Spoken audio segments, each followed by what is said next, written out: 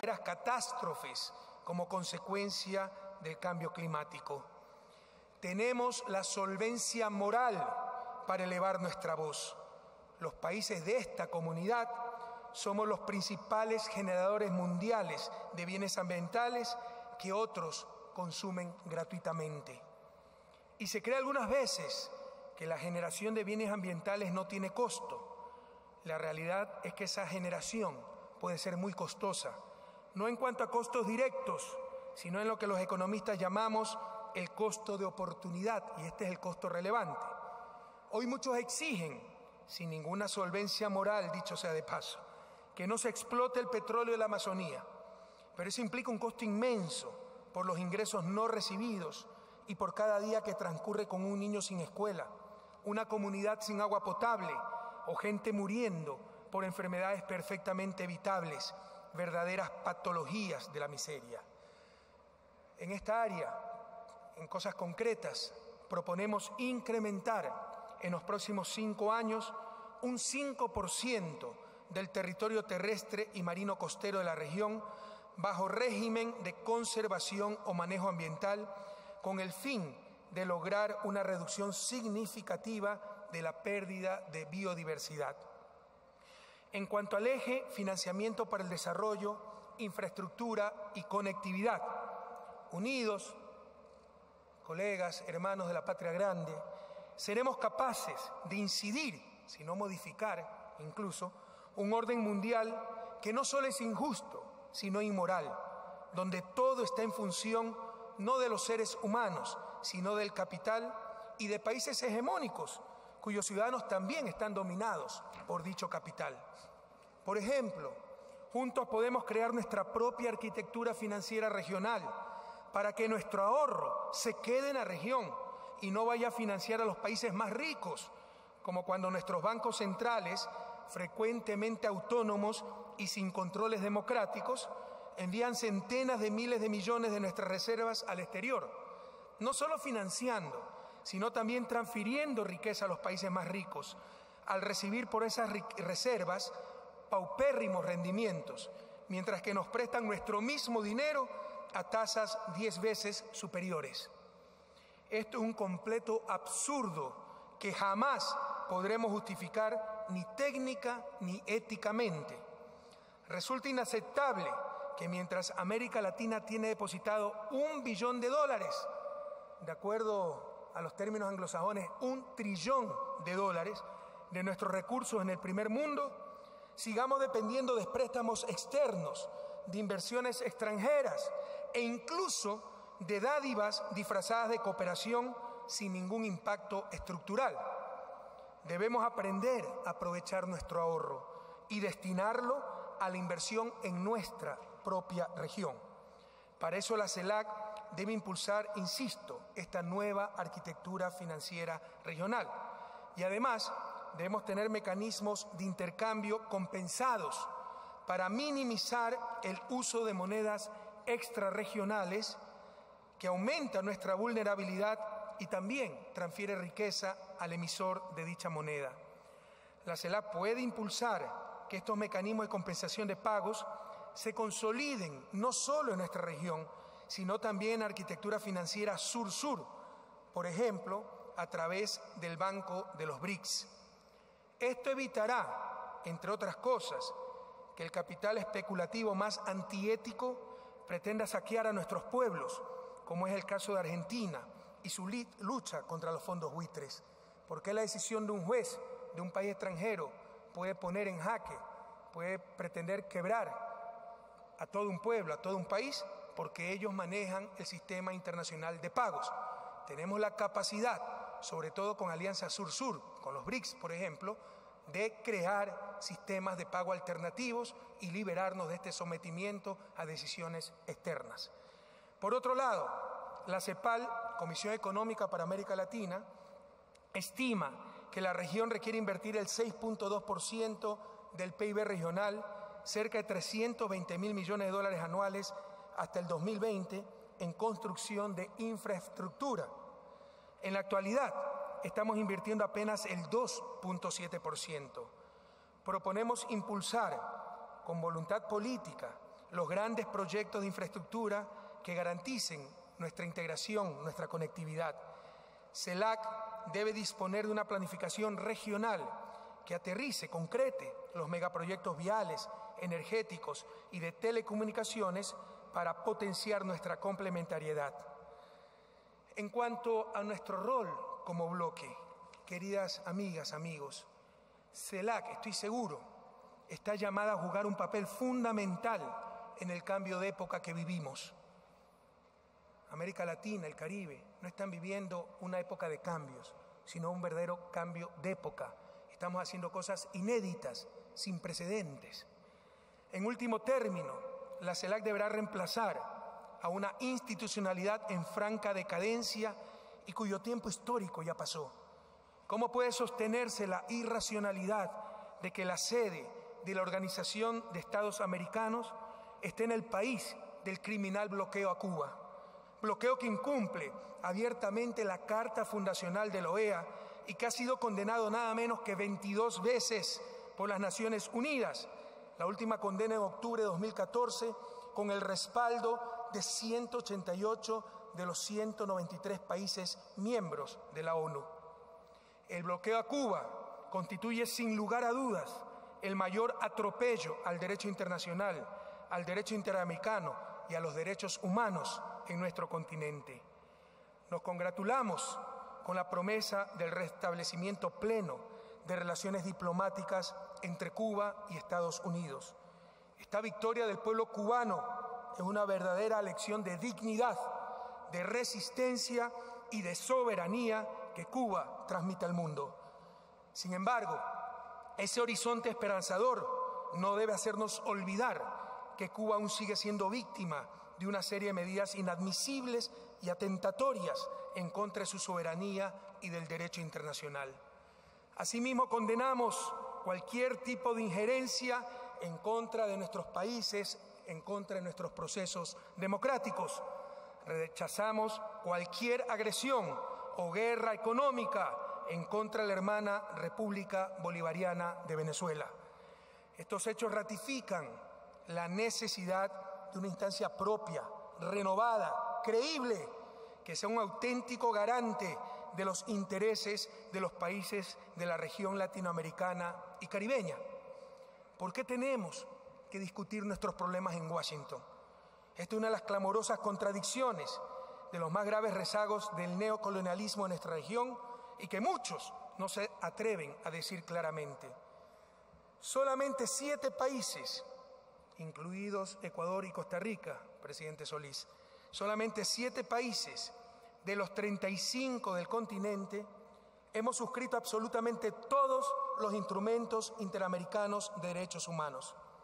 Estados Unidos no ha ratificado ninguno. Y sin embargo, tiene la sede de la Comisión Interamericana de Derechos Humanos, la cual está totalmente dominada por países hegemónicos, por el ONGcismo más infantil que cree, entre otras cosas, que el único poder que puede atentar los derechos humanos es el Estado, y está dominada por el capital detrás de los medios de comunicación mercantilistas, con un impresionante lobby en defensa de una supuesta libertad de expresión. No es casualidad que la Comisión Interamericana de Derechos Humanos cuente con 8 relatorías, pero a diferencia de las otras 7, la Relatoría para la Libertad de Expresión es la única que tiene informe y financiamiento propios. Financiamiento básicamente de los Estados Unidos, que no ha ratificado el Pacto de San José, y de la Unión Europea, es decir, países que no pertenecen al sistema interamericano. Este financiamiento propio e informe independiente supone la supremacía del derecho a la libertad de expresión sobre otros derechos, como digamos el de las personas con discapacidades. No se engaña, sencillamente muestra la supremacía del capital detrás de las empresas dedicadas a la comunicación. Además, como les decía, la comisión, además de la relatoría, es financiada casi en su totalidad por Estados Unidos, que no ha ratificado el Pacto de San José, sustento del sistema, y por estados observadores, entre comillas, extrarregionales, que no son parte de América. Es decir, hablemos claro, pagan para controlar a otros. Todo esto solo tiene un nombre: neocolonialismo, y debería ser intolerable en la América Latina y el Caribe del siglo XXI. Cabría preguntarse también, ¿para qué sirve la OEA si ni siquiera se pronuncia sobre problemas tan cruciales como el de las Islas Malvinas, colonia británica al frente de las costas latinoamericanas y a más de 11.000 kilómetros de Londres? En los últimos años, 4 países, Venezuela, Nicaragua, Bolivia y Ecuador, hemos denunciado el Tratado Interamericano de Asistencia Recíproca, TIAR, un texto que solo sirvió para justificar las intervenciones militares norteamericanas en Guatemala en 1954, en Cuba en 1962, en Panamá en 1964 o en República Dominicana en 1965 y 1966. Pero no sirvió para evitar, como supuestamente era su fin, agresiones extrarregionales, como en el caso de Malvinas en 1982. En ese caso se destrozó por completo el tan celebrado TIAR. Son anacronismos que aún arrastramos y que ameritan ser discutidos en el seno de esta comunidad. La CELAC debe jugar un rol protagónico en acompañar el proceso de descolonización en la región latinoamericana y caribeña. En general, la CELAC debe ser el actor de referencia en la resolución de conflictos o herencias de larga data que atañen a los países de la región. En este sentido, quiero aplaudir la propuesta nicaragüense y venezolana de integrar a Puerto Rico a la comunidad de estados latinoamericanos y caribeños, como muestra de que América es un territorio libre de colonialismo. La CELAC también debe prestar su apoyo incondicional al histórico proceso de paz en Colombia. El presidente Juan Manuel Santos ya no se encuentra entre nosotros, tuvo que regresar a Colombia. Se encuentra su canciller, María Ángela Holguín, querida amiga. Presidente Juan Manuel Santos, María Ángela, pueblo colombiano, reciban todo el apoyo de la presidencia pro tempore de la CELAC, y creo que hablo en nombre de todos los países miembros, de todos los pueblos de nuestra comunidad. Reciban todo nuestro apoyo en su valiente búsqueda de una paz definitiva para nuestra querida y hermana Colombia.